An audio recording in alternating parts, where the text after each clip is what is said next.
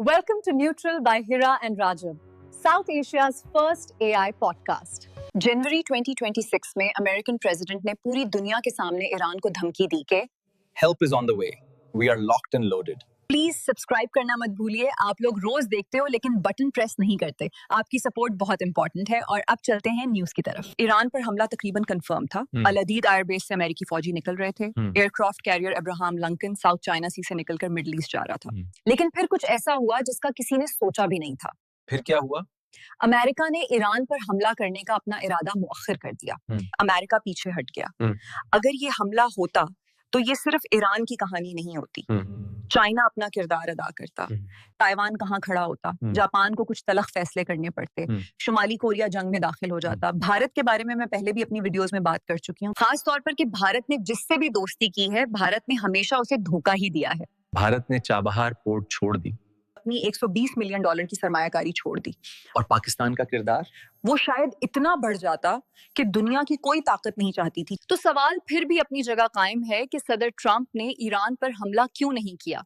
Iran पर हमला करने से उसे किसने रोका? और क्या ग्रेटर इसराइल का जो मंसूबा बन रहा था वो मनसूख हो गया, ताखीर का शिकार हो गया या बदल गया? और इस कहानी में मौजूद जितने भी टेंजेंट्स हैं, वो टेंजेंट्स क्या बताते हैं कि आने वाले दिनों में क्या होने वाला है? कहानी क्या है? आइए समझते हैं। 28 दिसंबर 2025 को ईरान में एहतजाज शुरू होते हैं। करेंसी बैठ जाती है, महंगाई हद से ज्यादा बढ़ जाती है, यहाँ तक कि बुनियादी चीजें खरीदना भी मुश्किल हो जाता है। लेकिन जैसे जैसे दिन गुजरते गए, एहतजाज सियासी हो गया। डेथ टू खमेनी के स्लोगन्स लगे और खामेनी ने बराह रास्त अहकामात दिए, fire. Human rights activist, news agency, Iran international, CNBC, इन सब के मुताबिक 8 और 9 जनवरी 2026 की 2 रातें इंसानी हुकूक का एक ग्रुप कहता है कि 3,000 से 12,000 तक लोग मारे गए। यूएस प्रेसिडेंट ने 13 जनवरी को कहा कि help is on the way, take over the institutions. अमेरिकी फौजी जो पहले से कतर में मौजूद थे, अल अदीद बेस के ऊपर, अल अदीद बेस कतर से उन्होंने उसे खाली करना शुरू कर दिया। USS Abraham Lincoln strike group जो साउथ चाइना सी में मौजूद था, उसे अहकामात मिलते हैं कि मिडिल ईस्ट की तरफ रवाना हो जाओ। स्टेट डिपार्टमेंट ने सऊदी अरब और कुवैत में अमेरिकियों को वार्निंग जारी कर दी कि हमला करीब है। इसमें कोई सवाल ही नहीं कि ये हमला नहीं होगा। अब जरा सोचिए कि अगर ये हमला हो जाता तो पूरी दुनिया में तेल की कीमत कहाँ पहुंचती? शायद पाकिस्तान में तेल 500 रुपए क्रॉस कर जाता।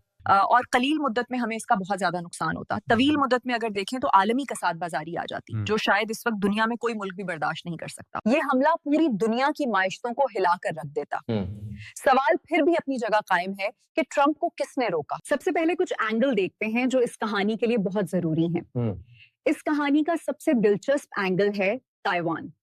आपके हाथ में जो फोन है, लैपटॉप है, गाड़ी है, घड़ी है, इन सब में एक चीज मुश्तरक है, इन सब के अंदर TSMC की चिप मौजूद है। ताइवान की कंपनी TSMC दुनिया की 90% एडवांस सेमीकंडक्टर्स बनाती है। MIT टेक्नोलॉजी रिव्यू पहले ही इसको सोर्स कर चुका है। अब जरा आप ये सोचिए कि अगर चाइना ताइवान पे हमला कर देता है तो अमेरिका की टेक्नोलॉजिकल बालादस्ती हमेशा के लिए खत्म हो जाती है। अमेरिका ने इस खतरे को बहुत अरसा पहले भांप लिया था और अमेरिका ने TSMC को मजबूर किया कि वो USA में अपनी फैक्ट्री लगाए। अब जरा सोचिए कि TSMC जो ताइवान के लिए इतनी अहम है, ताइवान की एक्सपोर्ट्स का 15% सिर्फ इसी एक कंपनी की वजह से आता है। इसी एक कंपनी की वजह से आज दुनिया में जंगें छिड़ सकती हैं। अगर इस फैक्ट्री, इस कंपनी को उठाकर आप USA ले जाते हैं तो फिर क्या होगा? फिर ऐसा कुछ होगा जो आप सोच भी नहीं सकते। कहानी यह है कि अमेरिका ने मजबूर किया कि $65 बिलियन की सरमायाकारी के साथ TSMC अपना काम अमेरिका में शुरू करे। लेकिन फैक्ट्री पर काम शुरू हुआ मगर ये फैक्ट्री कभी मुकम्मल नहीं हो सकी, ताखीर पर ताखीर। मैन्युफैक्चरिंग ड्राइव और CNN बिजनेस के मुताबिक 2024 में मुकम्मल होना था। फिर कहानी 2025 पर चली गई, फिर 27, फिर 2028 के टारगेट बनाए गए। कभी स्किल्ड वर्कर्स नहीं मिलते, कभी माहौल मुवाफिक नहीं होता, कभी लागत 5 गुना से भी ज्यादा हो जाती है। कुछ तज्जियाकार यहाँ तक कहते हैं कि ये जानबूझकर ताइवान की तरफ से सबूताज किया जा रहा है ताकि ताइवान का सिलिकॉन शील्ड बरकरार रहे। अब जरा सोचिए कि अगर ये फैक्ट्री अमेरिका में चल पड़ती है तो ताइवान पर अमेरिका की जो इन्हिसारी है तो वो तो खत्म हो जाती है, ताइवान की एक्सपोर्ट्स गिर जाती हैं। और ऐसे में अगर कभी चाइना ने ताइवान को हासिल करने के लिए हमला किया तो ताइवान के पास कोई बार्गेनिंग चिप नहीं रहती ना कि वो अमेरिका से कह सके कि आओ हमारी मदद करो। तसव्वुर करें चाइना ताइवान की सेमीकंडक्टर इंडस्ट्री पर कब्जा कर लें, पूरी दुनिया की मईशत बंद हो जाएगी। सेमीकंडक्टर के साथ ताइवान शायद बेहतरीन दिफा है, उसके पास सिलिकॉन शील्ड है। अब सोचिए कि अगर ईरान पे हमला होता है तो चाइना की तेल की सप्लाई लाइन खत्म हो जाती है और ईरान चाइना का बड़ा तेल फराहम करने वाला मुल्क है और चीन के पास ऑप्शन आ जाता है कि वो ताइवान पे कब्जा करे, TSMC हासिल करे और अपनी टेक इंडस्ट्री को बचाए और अमेरिका की टेक्नोलॉजिकल बालादस्ती को खत्म करे। स्टिम्सन सेंटर कहता है कि अगर TSMC चाइना के कंट्रोल में आ जाती है तो अमेरिका की 92% एडवांस चिप्स चाइना के हाथ आ जाती हैं। AI की जो दौड़ है वो खत्म हो जाती है और फौजी बढ़तरी जो शायद आज अमेरिका को हासिल है वो खत्म हो जाती है। क्या अमेरिका ईरान पर हमला करने से पहले ये सब प्लान करके बैठा था या नहीं? इस कहानी का एक और एंगल है और वो एंगल है जापान और कोरिया के हवाले से। अब जरा उसे समझते हैं। कहानी का दूसरा दिलचस्प एंगल है जापान। जापान ताइवान का सबसे मजबूत इत्तेहादी है और अगर चाइना ताइवान पे हमला करता है तो जापान खुद ब खुद शामिल हो जाता है। जापान पहले ही अपना मिसाइल प्रोग्राम बढ़ा चुका है, दिफाई बजट रिकॉर्ड हद तक बढ़ा दिया है और दूसरी जंग अजीम के बाद जापान पहली बार ऑफेंसिव सलाहियतें बना रहा है। जो लोग जापान को पीस लविंग कहते हैं, मोहब्बत से भरा मुल्क, अमन से भरा मुल्क कहते हैं, वो जापान के इंपीरियल मिशंस और इंपीरियल अहदाफ को भूल जाते हैं। वो भूल जाते हैं कि दूसरी जंग अजीम में जापान की तारीख क्या थी। जापान ने कामयाबी से वो तासुर बना दिया है और नफ्सियात में उसे जापान इफेक्ट कहते हैं। मैं जापान इफेक्ट पर किसी और वीडियो में मजीद बात करूंगी, लेकिन यहाँ पर जो अहम है वो शुमाली कोरिया को समझना है। और शुमाली कोरिया में किम जोंग उन उस मौका का इंतजार कर रहा है। शुमाली कोरिया चाइना का सबसे मजबूत इत्तेहादी है और अगर चाइना के कहने पर वो चाइना पर इतना डिपेंडेंट है, वो चाइना के कहने पर अगर ये तस्वुर करें कि अमेरिका ईरान पे हमला करता है, चाइना की सप्लाई लाइन टूट जाती है और चाइना के पुश करने पर शुमाली कोरिया जनूबी कोरिया पे हमला कर देता है बतौर रद्द अमल, क्योंकि चाइना की सप्लाई लाइन टूटी है। तो नतीजा क्या निकलता है? अमेरिका को जनूबी कोरिया को बचाने के लिए आना पड़ेगा। आलमी महंगाई अपनी जगह है, लेकिन अमेरिका कितने महाजों पर लड़ेगा? अमेरिका की फौजी सलाहियत कमजोर हो जाएगी। अमेरिका कहां कहां लड़ेगा? ईरान पर हमले का मतलब है आलमी जंग पे, और ये सिर्फ साउथ वेस्ट या मिडल ईस्ट की कहानी नहीं रहती। लेकिन यहाँ पर एक और अहम जाविया है और वो जाविया इसराइल के हवाले से है। सब सोच रहे थे कि इसराइल जोर देगा कि अमेरिका इस जंग में शामिल हो जाए, अमेरिका को इस जंग में शामिल करने की भरपूर कोशिश करेगा, ईरान पे हमले में USA की मदद करेगा। लेकिन न्यूयॉर्क टाइम्स की रिपोर्ट के मुताबिक नेतन्याहू ने खुद ट्रंप को फोन करके कहा वेट, अभी नहीं करना। क्यों? उसके 3 बड़े अहम निकात हैं। पहला नुकता यह है जो आपको समझना चाहिए, इसराइल के पास मिसाइल डिफेंस सलाहियतें मौजूद हैं, लेकिन जून 2025 में जब ईरान और इसराइल 12 दिन की जंग में शामिल हुए तब इसराइल को खासा नुकसान हुआ। इसराइल के पास टेक्नोलॉजी तो मौजूद है लेकिन अभी चीजें तैयार नहीं है एक और जंग में जाने के लिए, तो इसराइल उस वक्त हासिल करना चाहता है और इसीलिए नेतन्याहू कह रहा है कि ये वक्त दुरुस्त नहीं। दूसरा अहम नुकता यह है कि इसराइल को लगता है कि अमेरिका का मंसूबा मजबूत नहीं है और ये खुद ब खुद पूरे रीजन को गैर मुस्तहकम कर देगा, जहां इसराइल बड़ी ताकत हासिल करने के लिए इस वक्त तैयार नहीं।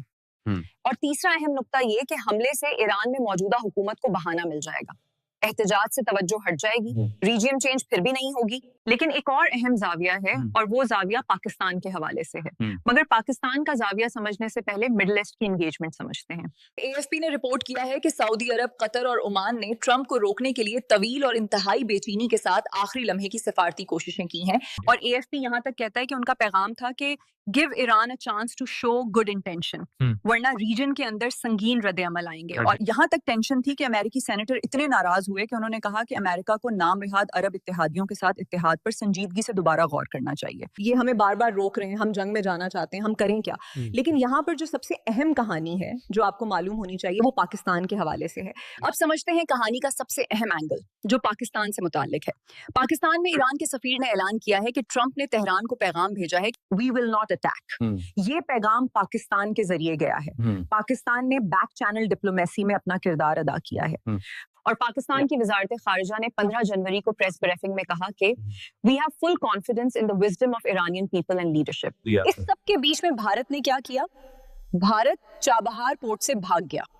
ट्रंप के 25% टैरिफ की धमकी से भारत ने अपनी $120 मिलियन की सरमायाकारी डबो दी। इंडिया पोर्ट्स ग्लोबल लिमिटेड के बोर्ड ने रिजाइन दे दिया, वेबसाइट बंद हो गई। कांग्रेस के रहनुमा ने कहा why is Modi allowing USA to arm twist India. Bharat ने वही किया जो भारत हमेशा करता है। भारत जब किसी से दोस्ती करता है तो उसे धोखा देता है और ट्रंप ने ईरान पर हमला मंसूख नहीं किया। ईरान पर होने वाला हमला ताखीर का शिकार हो चुका है। USS अब्राहम लिंकन अब भी मिडिल ईस्ट जा रहा है और ये समझना जरूरी है ईरान पर हमला ग्रेटर इसराइल के मंसूबे का हिस्सा है। 1982 में इसराइली स्ट्रेटेजिस्ट ओदीद येनवन ने एक मंसूबा बनाया था कि अरब ममालिक को तोड़ना है, इसराइल की सरहदों को दरियाए नील से लेकर दरियाए फरात तक फैलाना है। ईरान इस मंसूबे की सबसे बड़ी रुकावट है और रेजीम चेंज के बगैर ग्रेटर इसराइल के मंसूबे को मुकम्मल करना नामुमकिन है। लेकिन मसला ये है कि अगर रीजियम चेंज होती भी है और मौजूदा हुकूमत गिरती भी है तो अमेरिका के पास मुतबादिल ऑप्शन क्या है?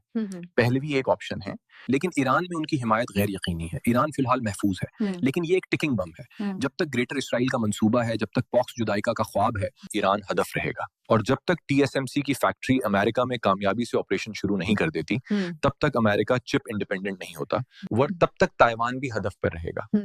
और आपके लिए ये समझना जरूरी है कि तेल की कीमतें, चिप की कीमतें, महंगाई, ये सब उस जियोपॉलिटिकल शतरंज के खेल से जुड़ा है। पाकिस्तान सऊदी डील आपकी मईशत को इस्तेहकाम दे सकती है, लेकिन अगर ये चेन रिएक्शन शुरू हो गया तो तीसरी आलमी जंग शायद हमारी जिंदगी में हो जा, और हम या हमारी आने वाली नस्लें ये जंग लड़ रही होंगी।